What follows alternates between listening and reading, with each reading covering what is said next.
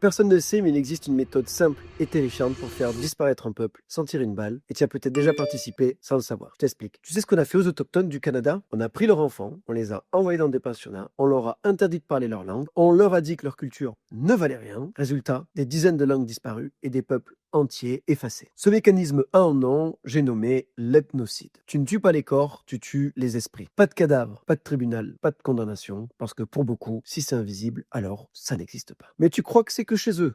Regarde autour de toi. Tu connais peut-être plus de mots anglais que ta grand-mère. Tu vis dans un monde où l'humour, les goûts, les références se standardisent. Et à force de ne plus transmettre, eh bien, tu deviens transparent. Culturellement, tu disparais. Et pourtant, c'est pas un drame. L'être humain a toujours évolué. Les cultures changent et se mélangent et c'est pas un drame. Parce que le vrai danger, c'est pas le changement. C'est quand tu ne le choisis pas, quand c'est imposé ou quand on t'influence, donc sans que tu le saches. Parce que tant que t'en es pas conscient, ben, tu décides de rien. Alors que quand tu ouvres les yeux, eh bien, tu choisis ce que tu veux garder ou ce que tu laisses. Et maintenant que tu connais cette influence, eh bien, tu vas pouvoir t'en défendre parce que c'est la seule manière de se défendre des influences qu'on subit, c'est de les connaître et ça tombe bien, c'est le but de cette page. Donc si tu veux arrêter que ton cerveau soit une victime et choisir ce que tu laisses et ce que tu lâches, eh bien abonne-toi.